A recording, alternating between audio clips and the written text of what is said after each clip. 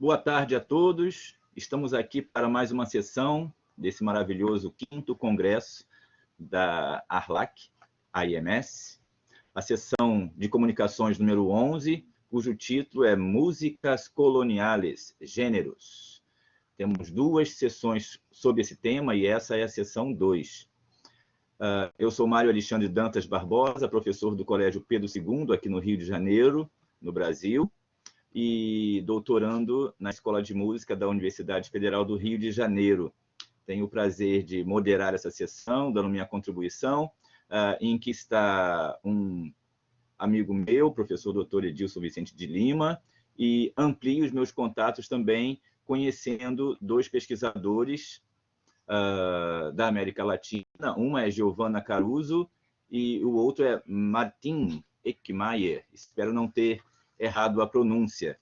Então, nós vamos seguir a ordem das apresentações, segundo consta o nome no programa. Primeiro a Giovana, depois o Edilson e, por último, o Martim. E deixaremos, como orientação do nosso coordenador geral, professor Juan Pablo, para o fim da sessão, a oportunidade para perguntas, para debate, para aprofundamento dos temas aqui tratados por esses 3 trabalhos. Então, sem ocupar mais tempo dessa sessão, passo a palavra a Giovana Caruso Eluchans, para que apresente o seu trabalho neste momento.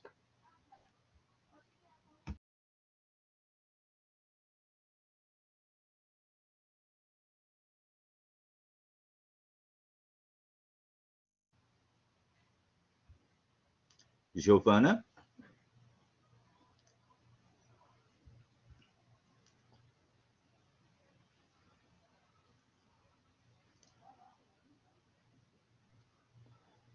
Parece que tiene desactivado el micrófono. Giovana, por favor, si puede activarlo.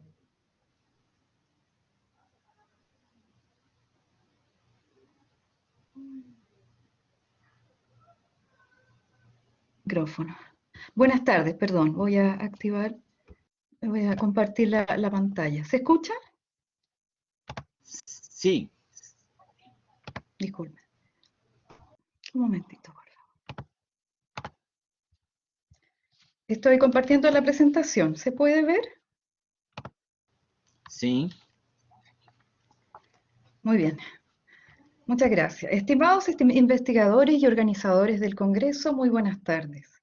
Presentaré a continuación los avances de mi investigación doctoral en la Pontificia Universidad Católica de Chile y la Universidad Complutense de Madrid, codirigida por Alejandro Vera y Álvaro Torrente y financiada por ANID.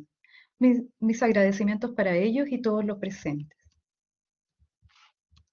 El Archivo de Música de la Catedral conserva más de 130 manuscritos de villancicos, de las últimas décadas de la colonia e inicios de la República. 27 de ellos son navideños. Se entenderá el villancico como el género de música en lengua vernácula interpretada en contexto sagrado, como lo señala Álvaro Torrente en 1997. Algunos villancicos catedralicios fueron analizados por Alejandro Vera en su libro de 2020 sobre la música colonial en Chile, otros por José Manuel Izquierdo en 2011 y Paul Feller en 2017. Sin embargo, aún no se ha analizado un corpus completo de villancicos, y solo 2 se han editado. En 1974, uno por Samuel Claro y otro en 2003 por Rebeca Velázquez. Los estudios acerca de los copistas de la catedral y la circulación musical realizados por Vera en la última década aportan antecedentes relevantes para esta investigación y demuestran la procedencia diversa del repertorio, que incluye piezas locales y foráneas importadas desde Lima y España. 6 de los villancicos navideños del Archivo de la Catedral de Santiago presentan concordancias con piezas españolas.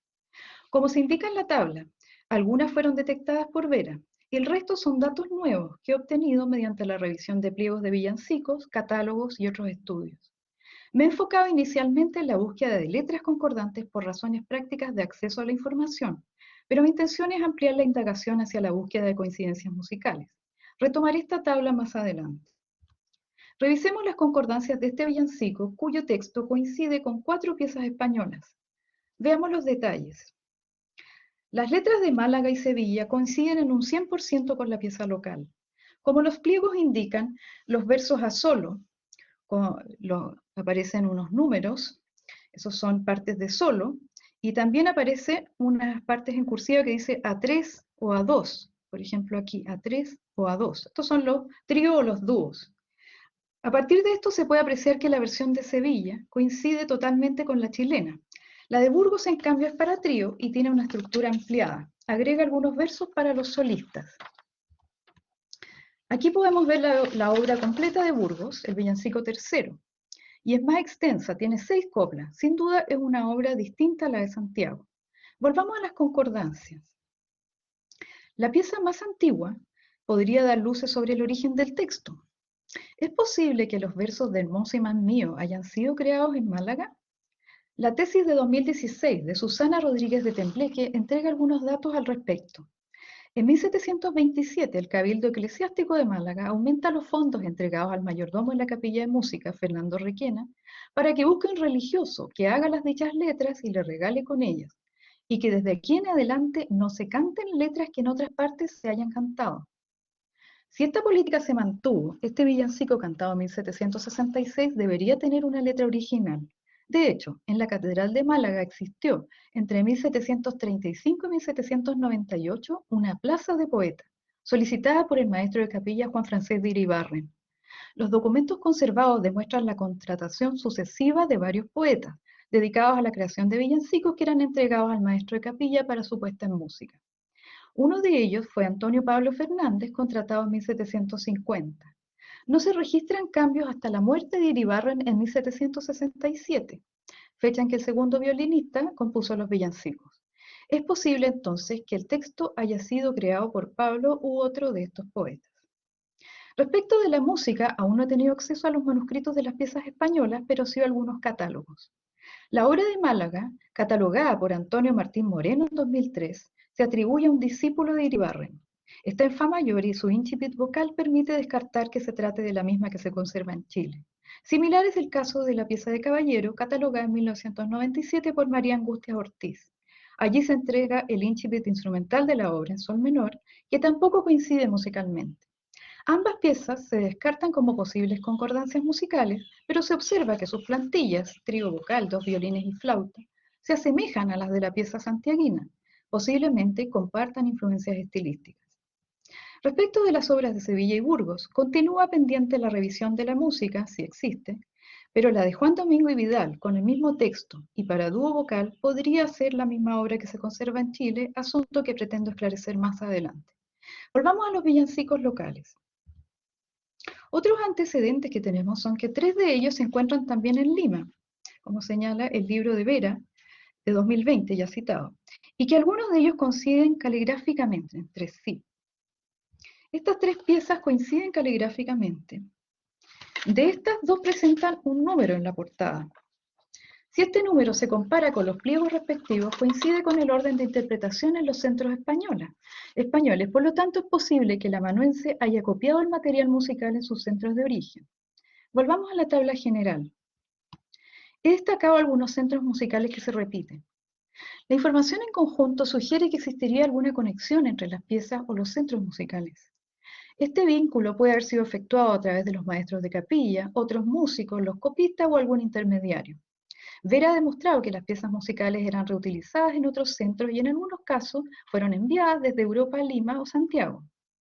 Rodríguez de Tembleque ha sugerido la existencia de un mercado de pliegos de villancicos. Señala que en Málaga se fomentó la creación de letras exclusivas para no reutilizar las que circulaban en dicho mercado.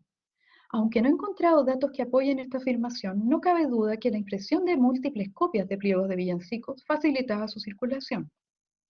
La misma investigadora apoya otros antecedentes relevantes y menciona algunos de los nombres que aparecen en esta tabla.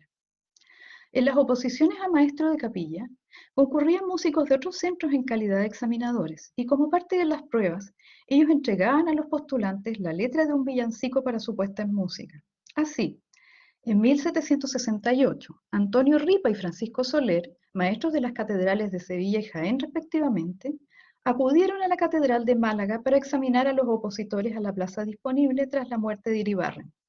Los postulantes eran Juan Domingo y Vidal, Antonio Caballero y otros 5 músicos. La letra entregada, ¿Qué suspiros, qué ayes?, ya había sido utilizada en las oposiciones de la Catedral de Toledo. En el archivo malagueño se conservan a lo menos 7 versiones distintas de este villancico. Además, algunos músicos participaban constantemente en oposiciones. María Rosario Gutiérrez señala en 2008 que Juan Domingo y Vidal se presentó constantemente como opositor en diferentes centros. Podría indagarse si en ellos aún se conserva su música. Es posible entonces que las oposiciones hayan influido en la circulación de letras de villancicos. Será necesario indagar más sobre el tema y también sobre el posible intercambio comercial de manuscritos o pliegos de villancicos. Las concordancias detectadas demuestran la circulación de textos de villancicos dentro de España y la presencia en Chile de villancicos con textos peninsulares. Continúa pendiente realizar una indagación más profunda sobre las posibles concordancias musicales, la circulación de textos y sus autores. La búsqueda de fuentes documentales en los distintos centros musicales podrá también dar luces sobre las procedencias de los villancicos anónimos que se conservan en el archivo de la Catedral de Santiago. Para finalizar, nos acercaremos al repertorio a través de la revisión de un villancico y sus recursos teatrales. El villancico es un género en el que confluyen recursos literarios, musicales y teatrales. Casi todos los villancicos navideños del archivo de la Catedral de Santiago incluyen personajes, especialmente pastores que visitan al Niño Jesús. En ocasiones le regalan productos típicos de diversas zonas, como corderos, empanadas o panes. En otras se compadecen por el frío que sienten. Otros recursos teatrales son las representaciones de ambientes o escenas, elementos cómicos o burlescos, onomatopeyas, danzas, alusiones metateatrales o en menor medida diálogos. Hasta el momento no he detectado la presencia de tramas en este corpus. A continuación revisaremos la teatralidad de un villancico.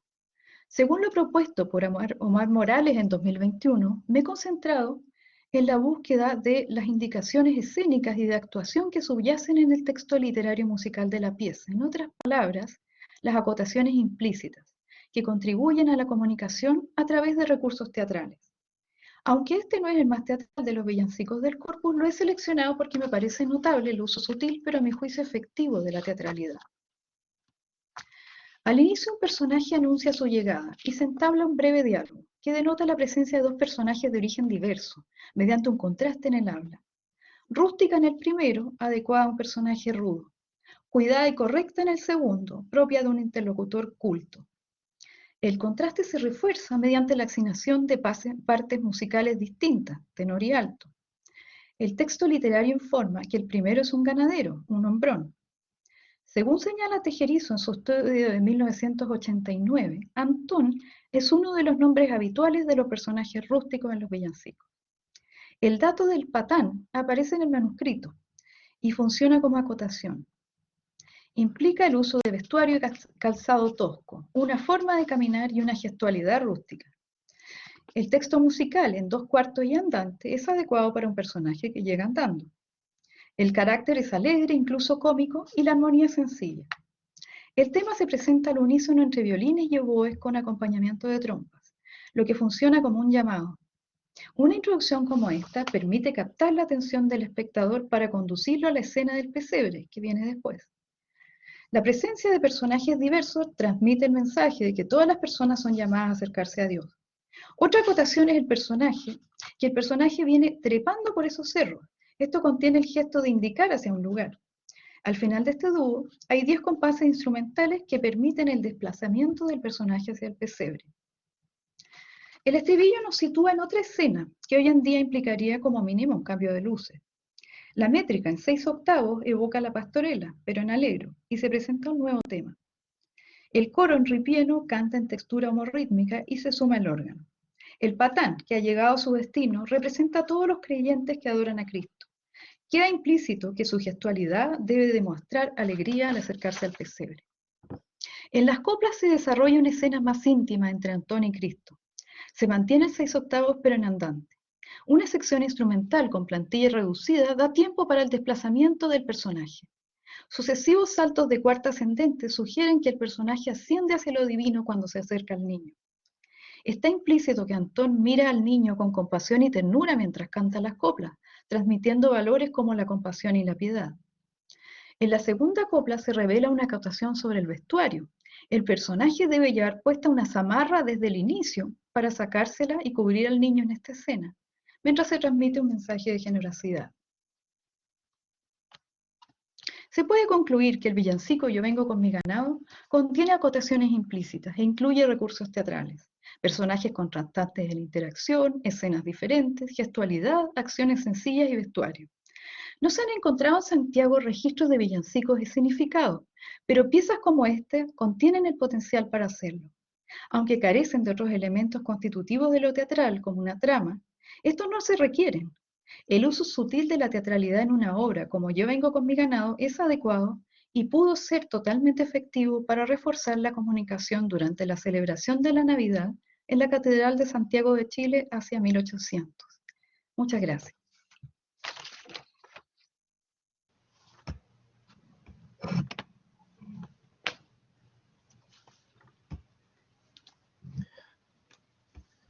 Muchas gracias, Giovanna.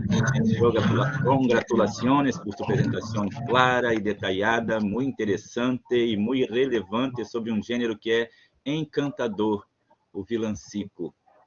Nós vamos agora passar a palavra para o professor Edilson Vicente de Lima, que apresentará Olá, o seu trabalho na sequência. Boa Edilson. tarde.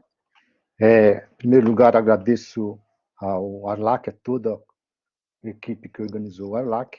Eu sou paulista, dou aula em Ouro Preto, Universidade Federal de Ouro Preto, e quero falar sobre a crítica. E estou compartilhando agora minha pantagem, como é que fala? Os meus slides. Pretendo ser rápido. Os slides têm muita coisa escrita, mas eu vou falar menos do que está escrito, o que não é muito usual. Então, o título é Crítica e Sátira no Lundu, lá no Largo da Sevélia, e eu começo aí já com esse contexto histórico. A gente vinha de uma pós-independência e o Brasil realmente passava por uma crise ali de identidade cultural, política, econômica, ainda num período escravista, digamos assim, né? E claro que eu coloco aí em destaque essa fala de uma teórica brasileira, Lilia Schwartz, o Brasil, um Babel de povos e culturas, digamos assim.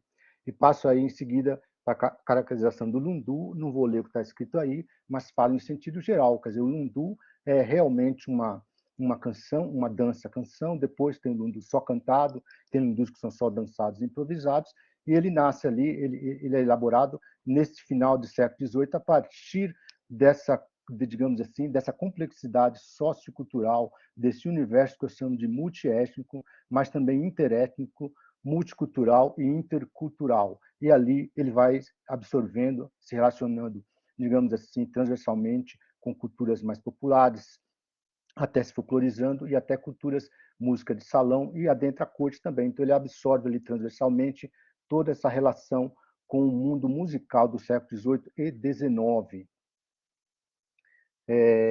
Claro que o segundo tema seria a sátira e a crítica. Eu poderia dizer que toda sátira ela embute uma crítica. Nem toda crítica é uma sátira, evidentemente, mas toda sátira é uma crítica. E a sátira está fundamentada desde da Grécia, Roma, depois a sátira medieval, depois toda a sátira, ou a comicidade, o humor, que caracteriza, digamos assim, o Ocidente, ou talvez outras culturas também, ela está relacionada aí, digamos assim, com a crítica dos vícios morais, dos vícios políticos, digamos assim. Outra característica importante da sátira é a mistura de tópicos, e por isso também a comédia, talvez a ópera bufa, herde essa questão da mistura de tópicos, aí, a mistura de estilos e tópicos, a combinação de tópicos. É interessante notar também que a palavra sátira ela está, inclusive, na alimentação.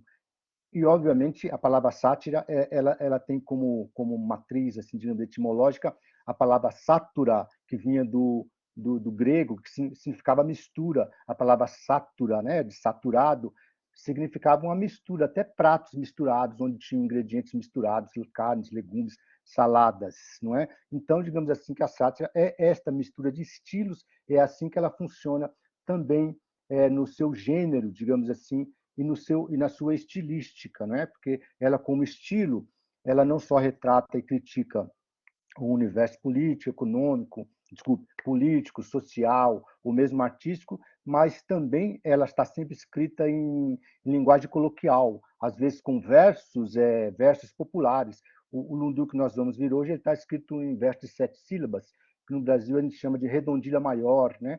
que é um verso muito popular. Então, essa estilística coloquial, né? Não é só a censura, não é só a crítica que está embutida, mas também esse aspecto informal da brincadeira e também das várias citações, não é? E, claro, numa linguagem sempre coloquial ou linguagem cotidiana. Vou falar muito rapidamente da formação do Manuel Araújo Porto Alegre, que é quem fez o texto desse Lundu, onde ele teve educação formal, estudou inglês, francês, estudou álgebra, filosofia, estudou pintura já em Porto Alegre, onde ele nasceu, vai para o Rio de Janeiro, estuda com Debré, conhece lá, vai ser apadrinhado do João de Castro de Canto e Melo, que é o marido da Marquesa de Santos, esse é o Marquês, né? Irmão da Domitília de Castro, Marquesa de Santos, ele é o Marquês, claro, e a partir dali conhece o círculo do que ele vai adentrar, ele conhece ali, além do Debré, que ele vai estudar, depois vai para a França, ele conhece Gonçalves de Magalhães, Torres Homens e todos os outros que vão compor a revista Niterói, e frequenta as sociedades musicais da época, dos quais destaca a Beneficência Musical, fundada por Francisco Manuel da Silva, e eu esqueci, e pelo Cândido Inácio da Silva, que é esse que é agora, que é o músico que fez a melodia, que fez a música, né, do Lundu, lá no Largo da Sé, que também teve educação formal. Eu errei a data dele aqui, ele nasce em 800 e morre em 38, viu, gente? Não 28, perdão. Então, ele estuda com o Zé Maurício, é amigo do Francisco Manuel da Silva, conhece muita gente, vai ser tenor profissional na capela, vai ser o violeta também da orquestra imperial, aquela coisa toda. E, obviamente, ele compõe coisas da época, compõe hinos, compõe valsas, compõe muitas modinhas e alguns lundus, dos quais é o que eu vou ver agora. E aí adentramos a revista Niterói, não vou ler tudo aí, isso aqui é só uma... Eu quis, no meu slide, ser um pouco cômico, um pouco satírico, e fazer misturas de estilos e coisas, que é para as pessoas poderem adentrar. Mas aí eu acho que a revista Niterói, ela tenta romper com o estilo neoclássico, com o gênero neoclássico. Ela faz uma opção pelo abolicionismo, embora a escravidão continue ainda por vários anos, uma busca histórica, geográfica e etnográfica para construir essa ideia de nação, não é? Tudo isso.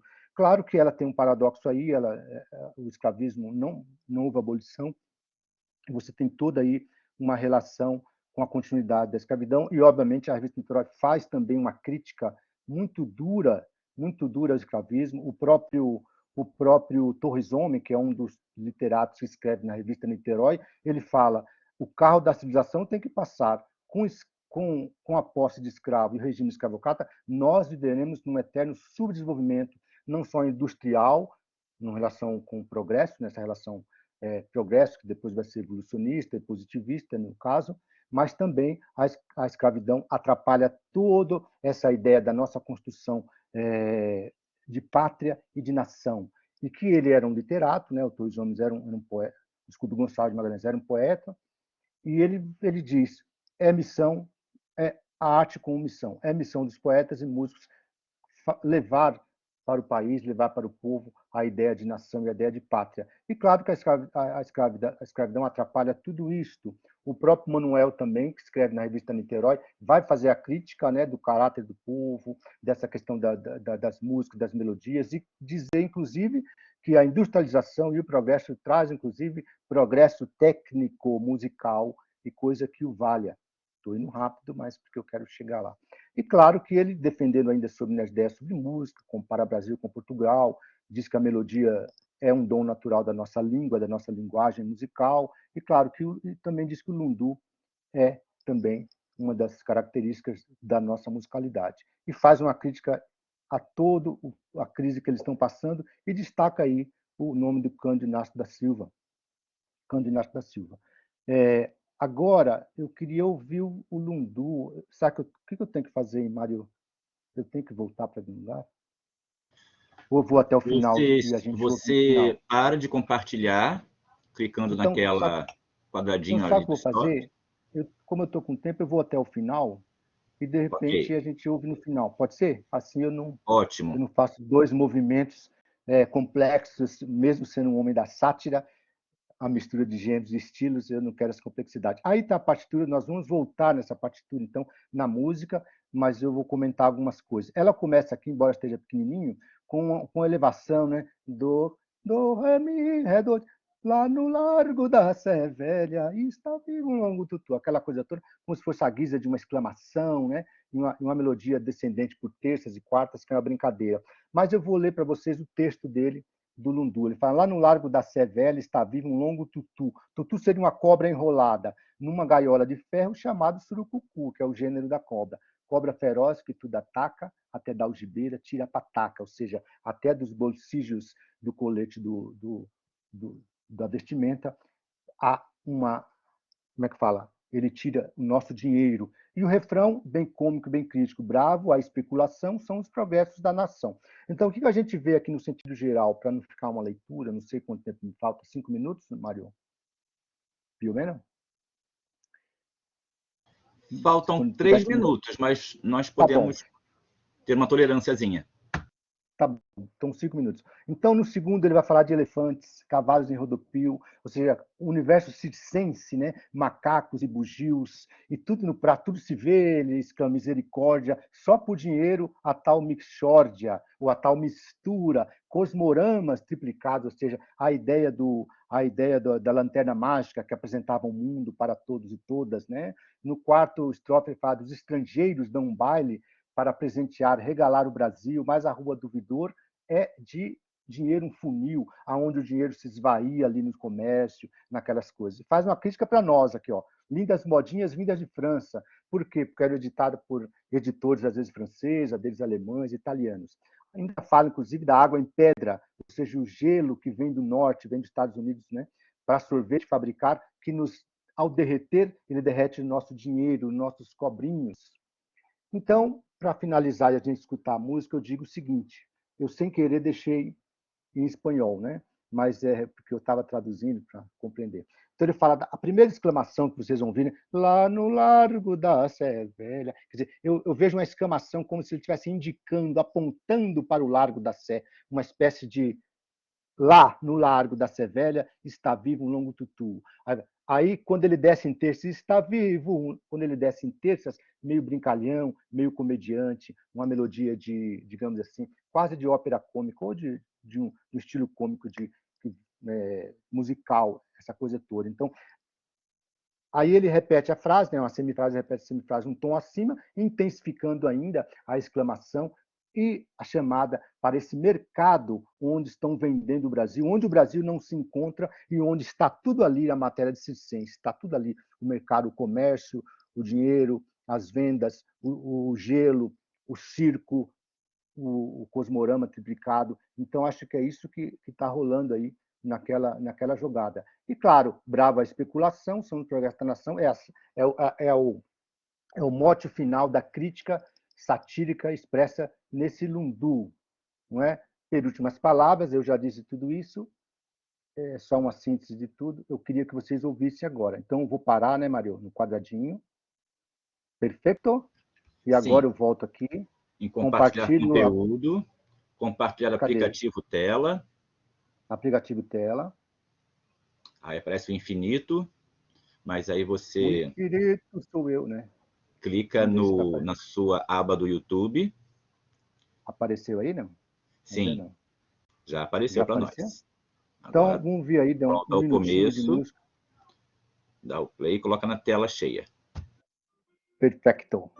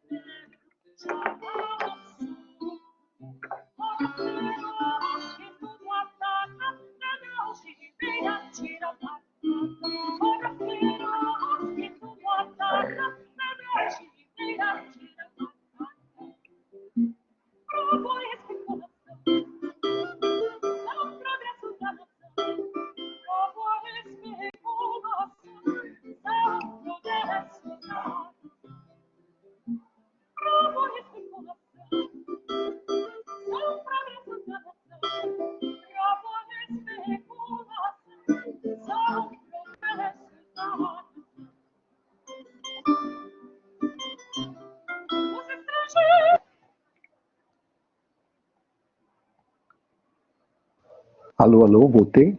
Bom, parei a música porque era uma música estrófica, então ela repete aquela mesma melodia com aquelas críticas todas. Já finalizei, né, minha fala e só agradeço de novo a todos. E é isso. Obrigado, Mário. Obrigado a todos e todas que estão aqui. Nós te agradecemos, é sempre um prazer ouvi-lo, que trabalho interessante, profundo, detalhado que você nos apresenta. E agora passaremos a ouvir mais um dos pesquisadores latino-americanos, desta vez um argentino. Gostaria, então, que começasse sua apresentação o Martin Eckmeyer. Mais uma vez, peço desculpas se eu estou errando a pronúncia do seu nome. Martín, ahora es você. Gracias, Mario. Sí, la primera vez lo dijiste correctamente. Estoy acostumbrado igual a las pronunciaciones erráticas. Es Eckmeyer, sí, sí. Muchas gracias. Bueno, a ver si puedo compartir la presentación.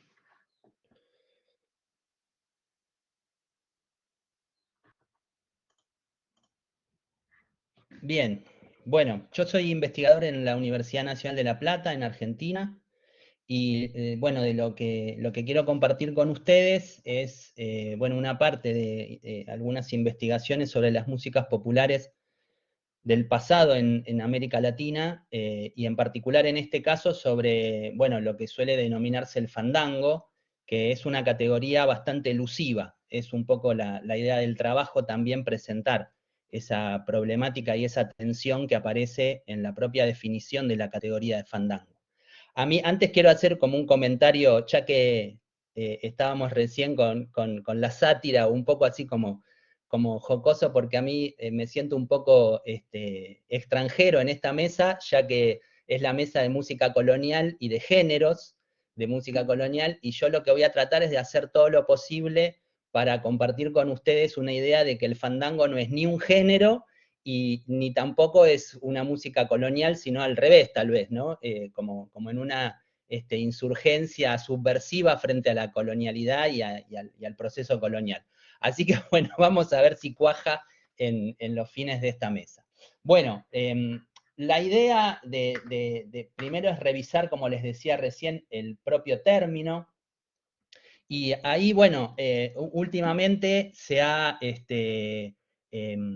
ido, digamos, trabajando mucho sobre el concepto de fandango desde distintas áreas, no solamente desde la musicología. Ahí yo listo algunos conceptos o algunos descriptores que se suelen usar sobre el fandango, como la idea de espectro festivo o una condición dialógica y descentrada, la idea de un fenómeno interseccional que no es, ¿no?, ni culto ni popular, sino que más bien está en una suerte de nomadismo entre diferentes estratos, diferentes espacios musicales, podríamos decir, dentro del mundo americano, y además una condición litigante, una condición como de cierta inestabilidad, fundamentalmente al interior de esa sociedad, bueno, que como recién se estaba comentando, tiene, bueno, diferentes problemáticas en torno a esta idea de lo multiétnico, de la interculturalidad. Bueno, yo ahora le voy a dar otro nombre, pero en ese sentido.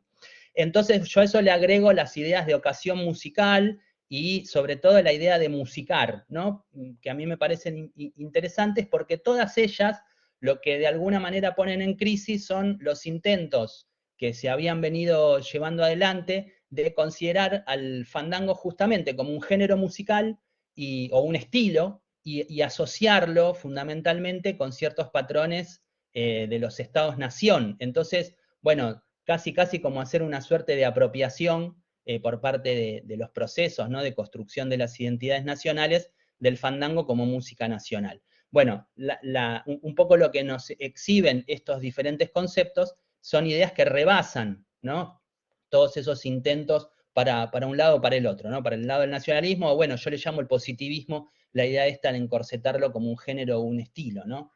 Fundamentalmente con ciertas características de la sintaxis musical. Pero entonces, bueno, ahí se nos aparece un primer escollo, que es entonces, ¿cómo definimos, ¿no?, desde, en mi caso, desde la historia de la música, ¿no?, pero podríamos generalizar desde los estudios musicales, a un fenómeno que a partir de esta reconsideración que han hecho una buena cantidad de autores, fue ganando, digamos, o fue abarcando un espectro ya muy amplio, ¿no? Que casi desdibuja sus límites, entonces pareciera que todo es fandango o nada es fandango, ¿no? Y bueno, entonces, ¿cómo podríamos, para no recaer, digamos, en estas consideraciones de estilo o estas condiciones nacionalistas, en algún tipo de aproximación, ¿no? Conceptual, como para poder dar cuenta del fandango desde algún lugar, desde los estudios musicales? Porque, bueno, desde la sociología, la antropología se han hecho otros estudios, pero desde la música, ¿qué podríamos decir en todo caso? Yo ahí detecto 3 problemas que tiene, a mi criterio, el fandango en términos de proceso histórico, fundamentalmente, que generan dificultades a la hora de emprender esa tarea, ¿no? El primero es un problema de territorialización, porque el fandango, si bien se lo ha, como decía recién, querido asociar a determinadas identidades nacionales, tiene como condición justamente su carencia de territorialidad en su emergencia, ¿no? Y en su genealogía, y en todo caso, yo lo que propongo ahí es considerarlo más bien como un fenómeno atlántico o transatlántico, entendiendo esas ideas y esos marcos teóricos que han intentado dar cuenta de justamente un fenómeno, digamos, ¿no? De emergencia simultánea, ¿no? Y litigante al mismo tiempo, de fenómenos que tienen un gran parecido entre sí, o que forman parte de una misma familia, podríamos decir, en diferentes puntos, en diferentes islas, como le llamaba Aronian, ¿no? De cuotificación, dentro de esa cuenca atlántica, o de ese Atlántico, que hay que hacer acá una distinción. No es el Atlántico de la historia atlántica de, por ejemplo, las academias anglosajonas o anglo-norteamericanas, que tratan de también, ¿no? Hacer como una suerte de encuadre donde solo aparecería el Atlántico Norte ahí como fenómeno histórico, sino más bien la porción del Atlántico del sur global, y ahí a mí me interesan mucho los conceptos, por ejemplo, de Eric Williams sobre el comercio triangular atlántico, o lo que ha aportado García de León griego con la idea de Caribe afroandaluz.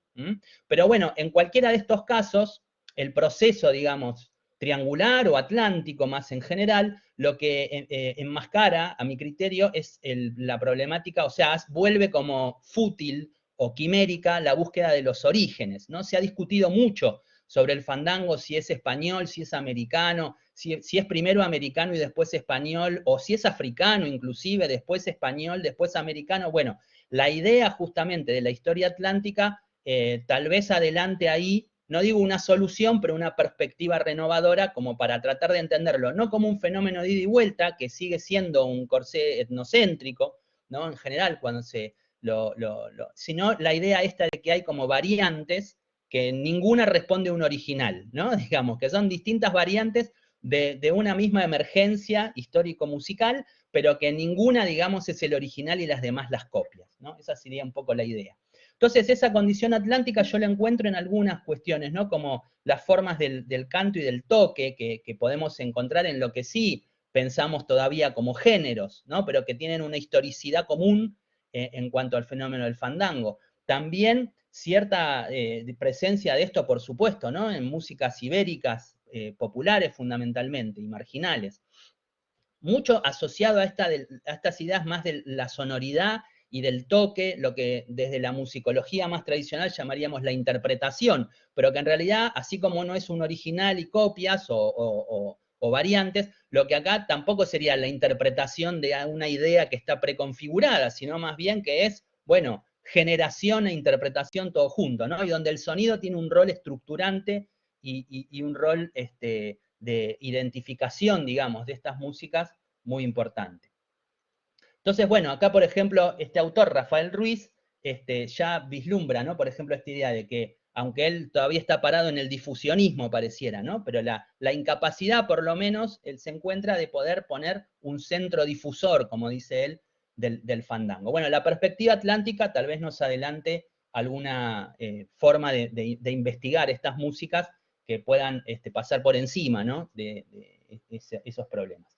Otro segundo problema que aparece en la historicidad del fandango es la evasión de las marcas etnologizadas, o sea, muy relacionado con lo anterior, así como no podemos decir del fandango que proviene de algún país u de otro, tampoco lo podemos asociar con una vertiente etnologizada, ¿no? O con estas ideas, ¿no? De lo afro, de lo indígena, de lo europeo, sino que en realidad, y por su propia naturaleza transcultural, histórica, ¿no? Donde hay una historia donde voluntariamente los sectores subalternos, que son los que producen el fandango, tienden a mezclarse y a, sobre todo, borrar las huellas, ¿no? En tanto son gente baja y son calificados así por las fuentes coloniales, tienen, digamos, como un proceso consciente, ¿no? De evasión de las marcas raciales, porque eso conlleva, digamos, una promesa de libertad, ¿no? Desmarcarse de la diferencia colonial.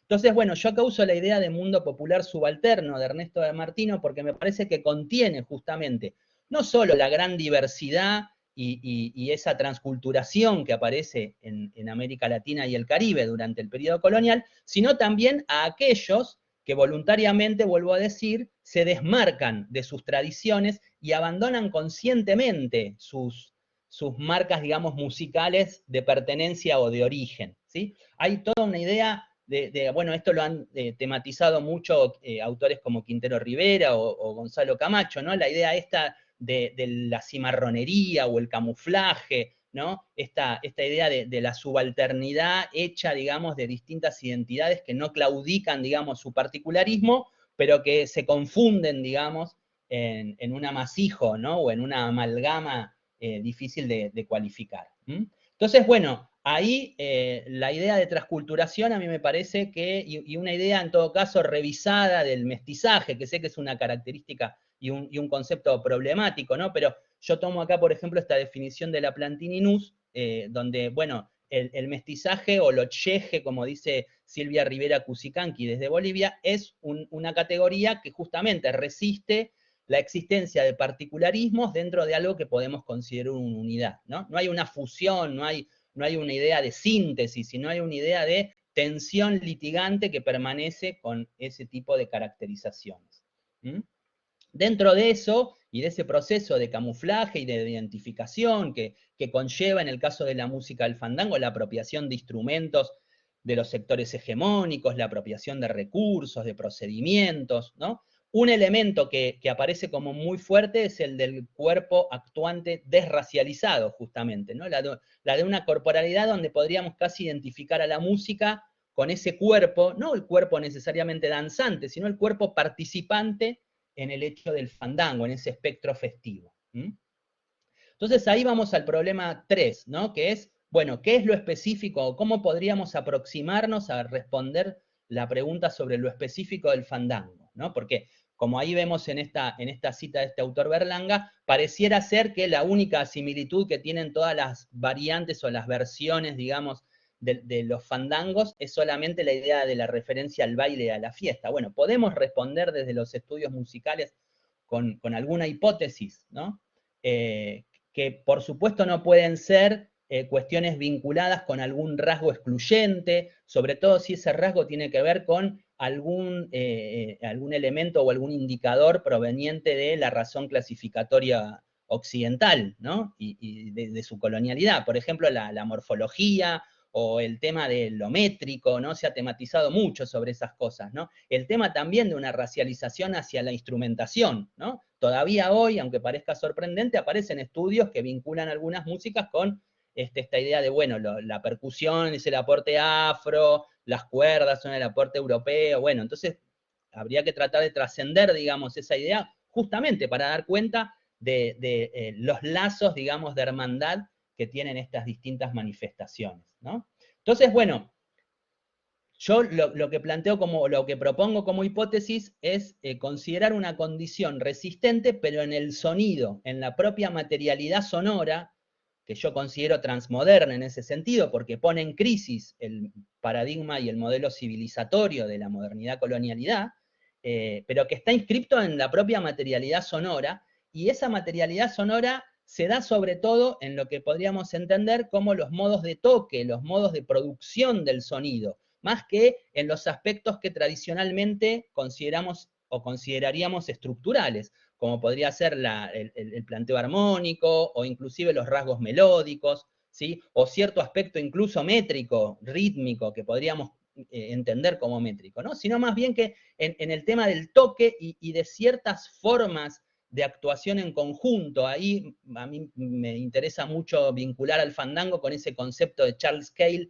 de las discrepancias participatorias, ¿no? En donde hay una voluntad justamente de hacer del desajuste la materialización de esa idea de la reunión de lo diverso sin claudicar la particularidad de cada componente. Entonces cada actuante está ligeramente desfasado, ligeramente desafinado, podríamos decir, está como haciendo su propia versión dentro de lo que ya es una versión colectiva de estas manifestaciones del fandango, ¿no? Entonces, bueno, la subversión no es una subversión que provenga ni de un comportamiento necesariamente obsceno, como aparece, por ejemplo, en Las Fuentes, mucho ha tematizado esto, ¿no? La idea de lo obsceno y lo lascivo por el baile, ni tampoco por una cuestión en los textos, ¿no? Muchísimo menos de una cuestión, digamos, contrahegemónica presente en las letras, ¿no? De las canciones de fandango que tienen letras, sino más bien en la forma de producción sonora y la forma de plantarse frente a ese modelo armónico-céntrico, le llamo yo, que es el, como decía, por ejemplo, Geoffrey Baker, ¿no? En la imposición de la armonía como correlato sonoro del planteo colonial, ¿no? Bueno, el fandango vendría a oponerse a eso desde la propia materialidad del sonido. Entonces, bueno, yo detecto tres elementos, o mi hipótesis, digamos, contiene, ¿no? Una hipótesis a revisar y discutir, por supuesto, en proceso, contener tres elementos, ¿no? De esa insurrección transmoderna y sonora del fandango frente a ese orden colonial. Uno es el orden, hacia el orden espacial, ¿no? Una controversia muy fuerte frente al orden, sobre todo, inclusive en la idea del espectáculo, por ejemplo, ¿no? Que trata de implantar, bueno, algunas de los fenómenos musicales que conversaban recién mis colegas tienen que ver con eso, ¿no? De implantar la misma noción de el espacio actuante diferenciado de un espacio donde están los espectadores o el público. Bueno, las manifestaciones musicales que podríamos nuclear dentro del fandango rompen con ese esquema muy fuertemente, y donde hay una idea de colectivo, pero de una identificación también individual y social al mismo tiempo, ¿no? De una ambigüedad en esa idea de lo colectivo y lo individual. Entonces, bueno, la apelación a un orden espacial que es insurgente frente a lo que la colonia quiere implantar. Otro es el orden armónico, que bueno, ya un poco lo desarrollé con respecto al tema del sonido, y después, retomando el tema de lo corporal, el tema del orden espiritual escindido de lo corporal, ¿no? La idea del fandango en tanto ocasión festiva y ocasión musical es que lo espiritual habita en esos cuerpos que están ahí participando. Entonces no hay una escisión en ese sentido, sino más bien una posibilidad de convivencia de esas dos ideas, ¿no? Entonces, bueno, y ya para ir cerrando, ¿no? A mí me parece que comprender esta música desde la idea ya no de música, sino de musicar, desde los cuerpos actuantes y desde estas ideas, ¿no? Que tienen más que ver con la sonoridad, con los modos de toque, vamos, con todas las cuestiones que la musicología tradicionalmente ha ido dejando en la periferia de nuestra caja de herramientas conceptual, ¿no? Si acá las ponemos en primer plano, tal vez sean un punto de partida como para empezar a rumbear un análisis sobre el fandango que por lo menos se pueda desmarcar de estas ideas que a mi entender son coloniales, de tratar de poderlo ubicar como un género, como una especie, como hacían los folcloristas, o como un ritmo asociado además a una nacionalidad, ¿sí? Entonces, bueno, las diversas ocasiones sonoras del fandango, nuestro americano, ¿no? Nuestro americano entendiendo ese fenómeno atlántico, selladas por ese nomadismo y expresadas en el ruidoso contoneo participante bajo la desmesura del ritmo, producen y recrean cabalmente la insurrección frente a la colonialidad. Bueno, algunas referencias que fui nombrando en la presentación, y por supuesto les agradezco mucho la atención y haberme dejado participar en esta mesa.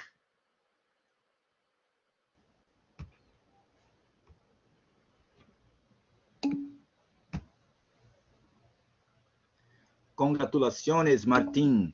Belíssimo trabalho. Gostei muito das imagens. Bueno, gracias. A ver que desconecto. Ahí está, la pantalla. Quanta complexidade, né? Nessa dinâmica do popular, do urbano, quantas camadas tem para serem analisadas, quantas categorias conceituais são evocadas nos 3 trabalhos, né, que estiveram aqui nessa sessão de comunicações, primeiramente com Giovana, seguida do Edilson, e agora concluindo com o seu trabalho, em que a gente percebe uma demanda, uma necessidade de um aparato analítico que dê conta para a gente entender o fenômeno, né? Então, gostaria de parabenizá-los novamente e deixar aqui agora o espaço aberto para que as demais pessoas que estão conosco nessa sala virtual possam fazer seus comentários, possam tirar suas dúvidas, possam lançar questões para o aprofundamento desse trabalho, fazendo perguntas, enfim, podem abrir o áudio ou podem escrever no chat. Vamos aguardar alguns instantes. Se há perguntas, podem se manifestar. Omar levantou a mão e pode abrir o seu áudio, Omar, y hacer la pregunta. Muchas gracias. Primero felicitar a las 3 personas que expusieron y en particular las últimas 2 ponencias que son muy sugerentes en el sentido de que precisamente rompen de alguna medida con el discurso que se suele ir construyendo desde la musicología para estudiar repertorios antiguos, en este caso se han asociado con músicas coloniales. Me parece muy valioso, muy acertado y además, en mi caso específico, algo de donde tengo muchísimo que aprender. Un asunto que querría comentar, en realidad, más bien va a ser una pregunta porque puede que me haya perdido yo un poco. No sé si hay algún problema, no sé si es exactamente un problema, pero es decir, de estar mezclando lugares de enunciación. Yo estoy completamente de acuerdo con toda esta exposición que acaba de hacer Martín, y además tomando muchos elementos que yo todavía necesito aprenderlos, pero siento que se está contraponiendo 2 cosas que son distintas, pero que se nombran con la misma palabra. Es decir, dentro de ciertas prácticas musicales, sobre todo del siglo XVIII, el término fandango suele asociarse con una serie de cosas que son distintas a la manera en la que el fandango fue aterrizando, justamente como nos ha mostrado. Ni siquiera sé si es aterrizando, porque sencillamente puede ser que a algo distinto se le esté llamando también fandango, ¿verdad?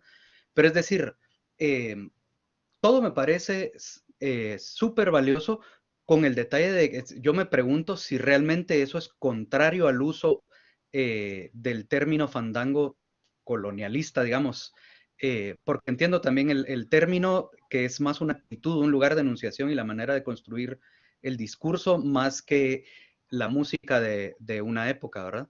Pero es decir, el fandango, que está muy asociado con las representaciones teatrales del siglo XVIII y que por supuesto están muy vinculadas con la financiación de los grupos de poder, quizás no tenga mayor relación salvo el nombre y quién sabe qué otras cosas más que yo desconozco, y por eso es que lo planteo más bien como una pregunta.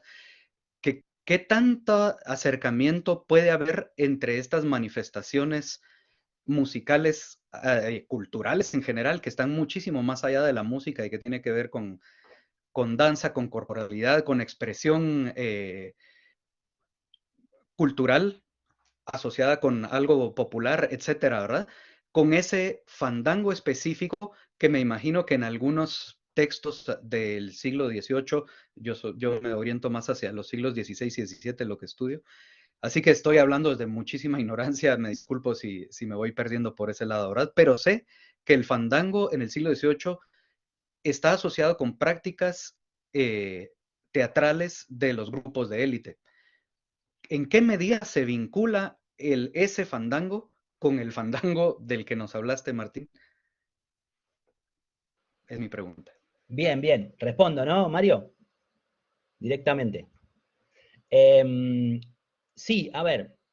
Hasta donde yo sé, uno de los que más hace como una suerte de fenómeno para englobar e incluir esto que vos estás trayendo a colación, que serían los fandangos, creo que le llama de salón, es Peter Manuel, quien, bueno, a mi criterio es una de las cosas, por ejemplo, que cuestiono en el trabajo que acabo de presentar, ¿no? Él lo que encuentra es la ligazón entre los fandangos, en tanto espectro festivo insurgente o subversivo, como dicen estos autores que lo han venido estudiando, con este fandango de salón que vendría a ser la versión, digamos, en general más peninsular que americana, aunque después tiene un rebote americano, que yo, no sé, estoy haciendo una hipótesis en el aire, pero me parece que tiene mucho que ver con ese proceso del siglo XVIII de implantar, ¿no? en el recambio digamos, de la dinastía, de la corona española, ¿no? Y un poco las políticas culturales hacia la colonia, de implantar cierta moda, ¿no? Cierta moda que aparece en, porque no olvidemos que los fandangos de ese tipo, los fandangos de cámara o de salón, aparecen hasta, qué sé yo, en Bach, ¿no? O sea, está lleno de fandangos en músicas que no tienen nada que ver con Hispanoamérica, ni con el proceso colonial español, ni nada de eso. Ahora, yo considero que ese es un proceso posterior, ¿no? El proceso de producción, digamos, así como ocurre con también la zarabanda, que es anterior, y que yo ubico en la misma genealogía, ¿no? de bailes insurgentes, es un proceso posterior, y me apoyo más que nada en las fuentes documentales de las autoridades coloniales, que desde fines del siglo XVII por lo menos, si no antes, vienen cuestionando lo que llaman los fandangos, ¿no? Por eso hay algunos autores que directamente piensan que fandango, así como hay esos términos intercambiables como tonada, por ejemplo, o bueno, no sé, lo podemos charlar también en la mesa, ya que estamos, el mismo término de villancico, diría yo, ¿no? Son a veces términos un poco ambiguos, ¿no? Que refieren no siempre a la misma cosa, depende de la época, depende del lugar. Bueno, fandango vendría a ser como, para algunos autores, esto, ¿no? La etiqueta que las autoridades coloniales tienen para decir fiesta baja, ¿no? Fiesta de baja condición, de esto, de gente baja, fiesta a objetar, ¿no? Entonces, bueno, esa es una realidad muy palpable, ¿no? Que por ejemplo, doy un ejemplo nomás, ¿no? En Buenos Aires, ya en la década de 1740, el obispo de Buenos Aires condena a los fandangos, ¿no? Públicamente, y ponen pena, ¿no? Si alguien participa y todas esas cosas. Y a fines de ese siglo, y que es algo que las élites, pero ya criollas de comienzo del siglo XIX usan mucho, aparece ese cancionero español, el Spanish Volkslieder, es un cuaderno de canciones que está en la Biblioteca Nacional acá de Buenos Aires, donde aparece el fandango, ya más vinculado a la idea de una danza de salón, estilizada. Entonces, ahí yo creo que la periodización es muy importante, porque si bien yo, a ver, asocio con,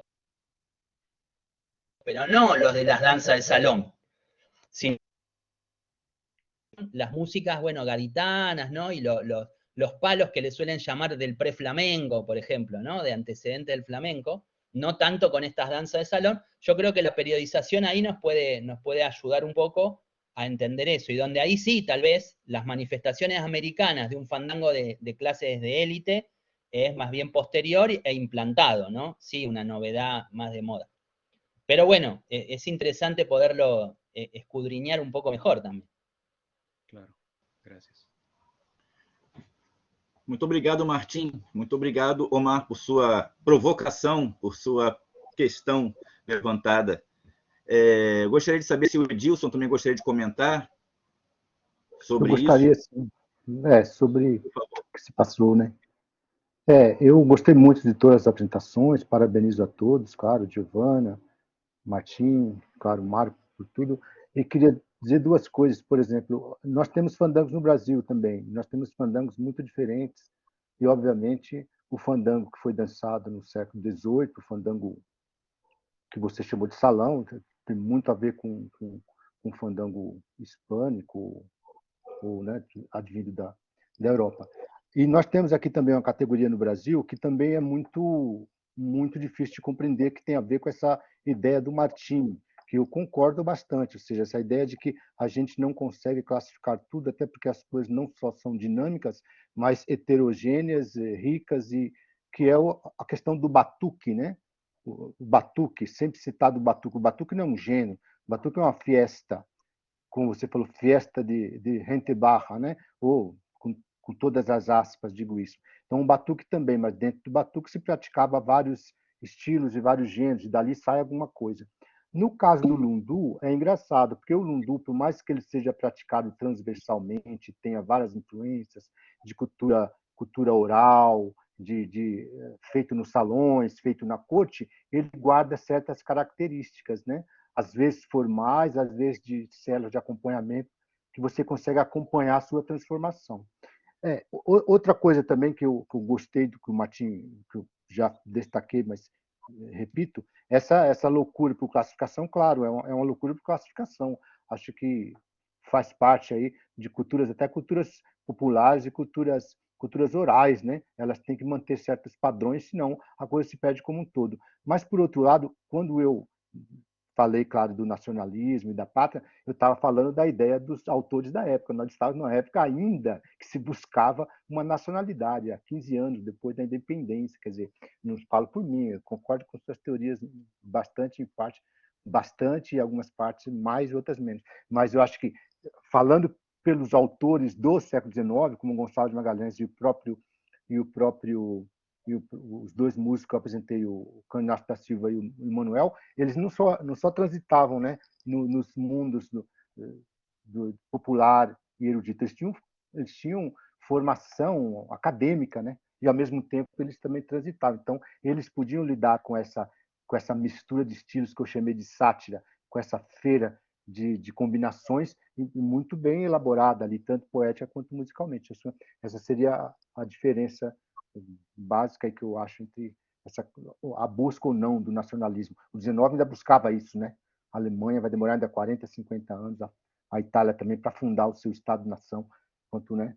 E aqui a cultura perpassa também por essa busca, ou seja, eu não sei até que ponto eu aplicaria aqui o livro das Nações Imaginadas, né? Até que ponto a sociedade se auto-imagina e se compartilha, como também, a partir das obras de arte, dos jornais, revistas, das danças e cantos, como é que elas se compartilham, se acham e constroem redes de sociabilidade e redes de particularidades, ou redes de significação. Eu acho que é por aí também, né? Então, para mim, eu não, tratando do século XIX e XVIII, não consigo aplicar sempre a ideia do Martin, não, mas eu acho que ela é muito bem elaborada, muito bem vista.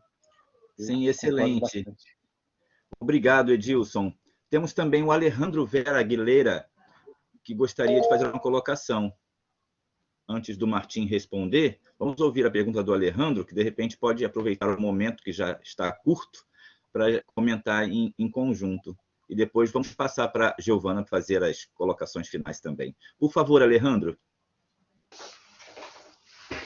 Vale, gracias. Bueno, gracias a los ponentes por las ideas, por la reflexión crítica respecto a casos.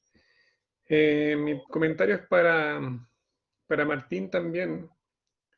Yo estoy de acuerdo en que la musicología tradicional, como le llama, la musicología en general ha utilizado quizás el concepto de género de una manera demasiado restrictiva, casi como equivalente a forma, como basándose en cuestiones musicales, rítmicas, armónicas, melódicas. Entonces, desde ese punto de vista yo comparto la crítica, pero por otro lado pienso que un género musical entendido de esa forma no se adecua, no corresponde prácticamente a ningún género de los que conocemos. O sea, se queda corta esa definición a cualquier género del siglo XVII o del siglo XVIII, partiendo por el villancico. Tanto así que Bernardo Hillary hace algunos años en su tesis doctoral habló de metagénero, o sea, como que se dio cuenta que el concepto de género no era aplicable al villancico porque, como tú mismo dijiste en la presentación, ¿no es cierto? El villancico puede ser muchas cosas distintas dependiendo de la época y el lugar. Entonces se queda corto el concepto de género entendido de esa forma. Pero por otro lado, Leonardo Weissman le dice, bueno, pero el madrigal también pasa lo mismo, en fin, y si empezamos a imaginar más ejemplos, también nos va a pasar lo mismo con varios, como la jácara, por ejemplo. Entonces, en ese sentido, yo creo que el aporte que han hecho los estudiosos de la música popular es pertinente aquí, o sea, ellos han reflexionado mucho sobre estos mismos temas. Estoy pensando en trabajos, no sé, de Juliana Guerrero, de Hugo Feloe más recientemente, bueno, Franco Fabri, en fin, un montón de gente, y justamente han hecho un esfuerzo por entender el género como algo más, ¿no es cierto? Como una función como otro tipo de cosas, de una manera más amplia, menos restrictiva. Entonces, pienso que quizás no pasa tanto la solución o la respuesta por abandonar derechamente el concepto de género musical, sino por entenderlo dentro de su complejidad, la misma complejidad que tenía en la época. Entonces, ese es un primer comentario que tenía, quizás la necesidad de ampliar el concepto de género más que abandonarlo.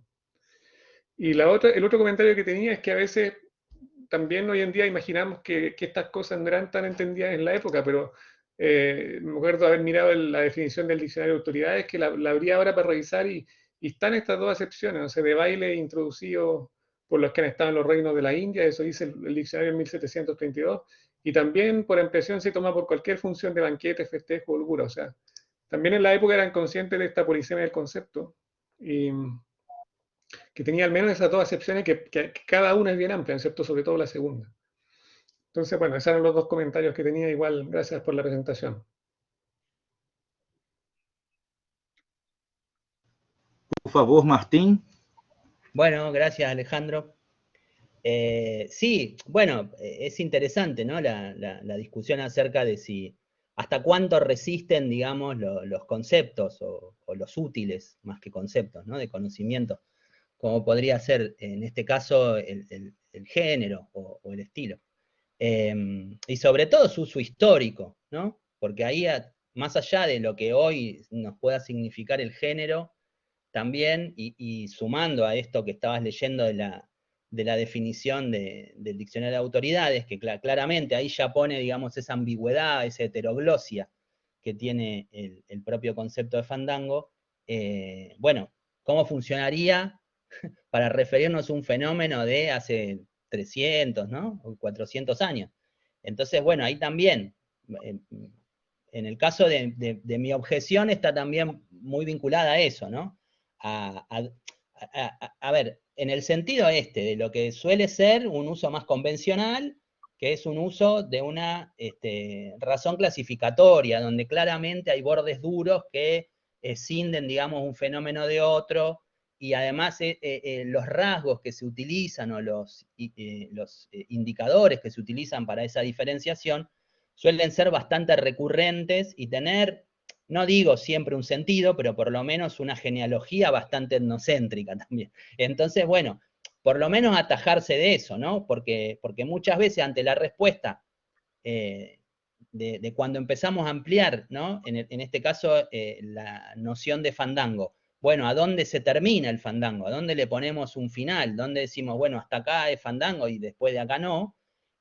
Bueno, ¿cuáles son algunos útiles que podemos proponer como alternativas? Porque por lo menos en la literatura más contemporánea sobre el tema de los estudios, más sobre el fandango entendido como manifestación popular, suelen abundar más los sentidos estos que hacen más a lo social, a lo político, a lo comunitario, que son fantásticos, pero cuando tenemos que ponerle algún tipo de indicador vinculado con los fenómenos sonoros, o recurrimos a cuestiones como el metro y el pie y cosas que parecen más categorías de análisis de otras músicas, o no podemos decir mucho. Entonces, por ahí esa vacancia encontraba yo en los estudios actuales sobre este fenómeno, ¿no? Que tranquilamente podría ser en una revisión del término género, ¿no? ¿Por qué no? Pero bueno, hay que ser conscientes también de que eso, cómo se lo usa, ¿no? A veces también eso es difícil.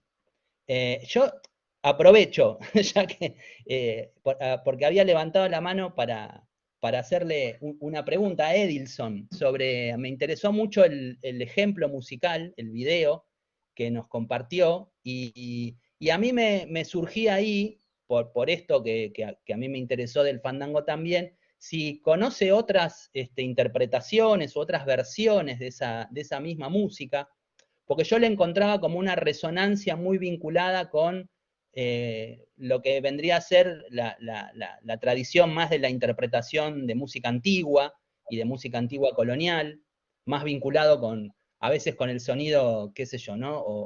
O más de salón, ¿no? O incluso catedralicio en algún caso, y bueno, con ciertos sentidos que vos encontrabas en el undú, yo decía, bueno, por ahí hay otras maneras también de pensar la materialidad sonora de esa música, y no tanto su estrutura, digamos, ¿no?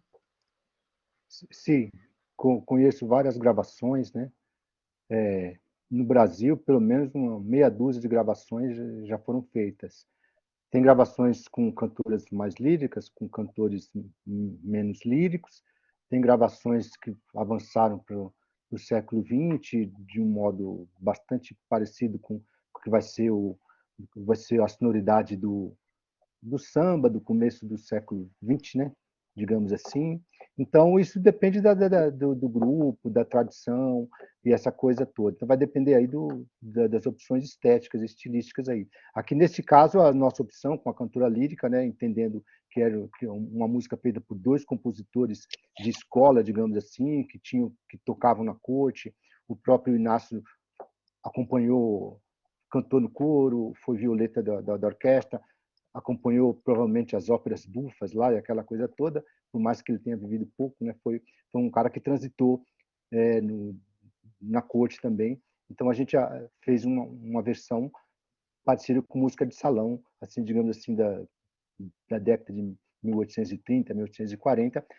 Foi essa a razão estilística para essa interpretação. Mas eu não vejo problema dela ser apropriada por outros modelos estilísticos, dela ser apropriada por outros conjuntos, e até mudar o tom, se for o caso, para que possa ser cantada diferentemente por outros cantores, cantor masculino com voz grave ou aguda, ou cantores com voz mais grave, coisa do gênero. E eu também eu tenho uma gravação, que eu não tenho aqui comigo, não tinha, que eu experimentei colocar um pandeiro, né? Eu tenho uma gravação que eu arrisquei assim, colocar um pandeiro um pouco mais perto de um estilo do século XX, já indo para o samba, ou para o choro e o machixe. E ficou muito bem, dá certinho.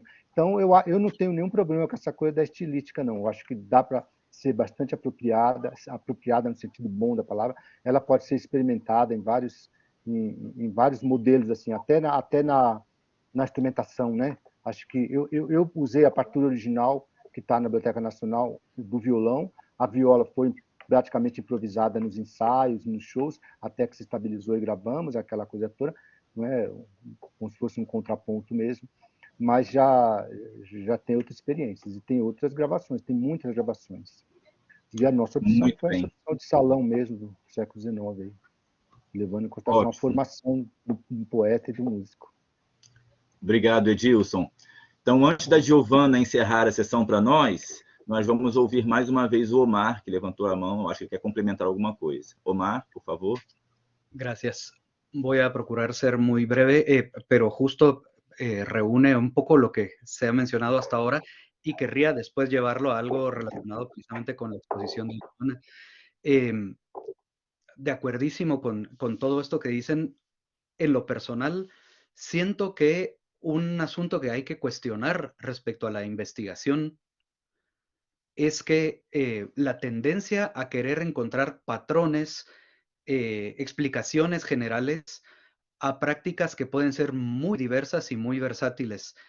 Es decir, con algunos datos, incluso aunque sean fuentes y aunque sean muchísimas las fuentes históricas o fuentes etnográficas, quizás la respuesta no se pueda aplicar a toda la diversidad, y es una tendencia muy de la investigación en cualquier ámbito, buscar explicaciones, buscar un patrón, un esquema, una misma explicación o un género que describa toda la diversidad, cuando las prácticas culturales son muy versátiles, muy diversas y dependen de muchas cosas que hasta ya es un lugar común estar hablando del contexto, ¿verdad? Pero precisamente por lo mismo, quizás puede convenir, en cuanto tomamos algunos referentes, siempre mantener su asociación con quién enuncia, dónde enuncia, y valorar hasta dónde puede aplicar y hasta dónde no. Precisamente por esta versatilidad de las expresiones culturales dentro de las que se inserta la música, por supuesto, y que a la hora de estudiarlas, inevitablemente nosotros le queremos poner una estructura, un esqueleto y además generalizarlo. Entonces, esto que proponían de cuestionar si es que la definición de género o la periodización, incluso la periodización puede aplicar solo a cierto contexto, ¿verdad? Ya mencionaba Egilson lo de un género que no se me quedó el nombre, ¿verdad? Que polisémico, como mencionó Mario Alexandre. Y pasa lo mismo con el villancico, para aterrizar en lo de Giovanna, que se nos olvida, y eso se aplica para cualquier música anotada, pero el villancico en particular, que tenía una utilidad circunstancial específica, tanto la notación musical como las letras son como un punto congelado de algo que era muchísimo más vivo y que en la práctica podía haber funcionado de maneras de lo más diversas, ¿verdad? Es decir, si no coincide el inicio de la letra de dos villancicos, eso tal vez no nos dice demasiado de su relación o su falta de relación, ¿verdad? Porque consta desde la reutilización de una música, trovándola, ¿verdad? Aplicándole la misma métrica, el mismo ritmo, hasta otros aspectos, como que en la práctica bastó hacer solo una parte y ahí se rompe la idea de autoridad del compositor, y de todos modos sigue teniendo sus propios valores ese momento y esa utilización musical, ¿verdad? Entonces, quizás la reflexión para aterrizar, dije que iba a ser breve y no lo fui, es precisamente eso de tomar en cuenta dónde estamos enunciando nosotros, desde dónde enuncia quien produjo las fuentes y qué enuncian esas fuentes y qué están dejando de considerar, y a la hora de emitir un juicio, asociarlo con todos esos lugares de enunciación y nuestros propios enfoques. Es mi propuesta, ¿verdad? Porque a veces precisamente termina uno discutiendo con gente y estamos hablando de dos cosas distintas. Pero bueno, esa es mi propuesta y felicidades de nuevo a las exposiciones muy enriquecedoras. Graças, Omar. Saio muito enriquecido dessa sessão e acho que os 3 trabalhos que aqui estão poderiam ser apresentados num evento que nós tivéssemos tempo para discutir os desdobramentos por horas. E vou passar então a palavra à Giovanna, para ela fazer as considerações finais, e a gente assim encerra a sessão. Muito obrigado pelo compartilhamento de seus trabalhos, por vocês 3. Obrigado por quem esteve aqui assistindo durante esse tempo, prestigiando, e assim como eu, aprendendo muita coisa, e saindo com muitas dúvidas, o que é salutar, o que é muito bem-vindo, para que a gente continue com a curiosidade de pesquisador, desbravando, mergulhando nas fontes, ouvindo os colegas, socializando os resultados do nosso trabalho de pesquisador. Giovanna, por favor. Mario, perdón, es que yo no hablo portugués, entonces si pudiera decírmelo en español, por favor. Cerra la sesión por nosotros. Ajá. Bueno, solamente comentar que, bueno, me parece muy pertinente lo que han comentado Omar, Alejandro y por supuesto los presentadores, y concuerdo con que el caso del villancico también es similar a lo que pasa con lo del fandango. Y bueno, esto es algo que ya en 1997 lo hizo ver Álvaro Torrente. Había una confusión con el término porque inicialmente existía la forma villancico, que era la que tenía estribillo y coplas. Entonces lo que no se enmarcaba en eso no se estudiaba como villancico.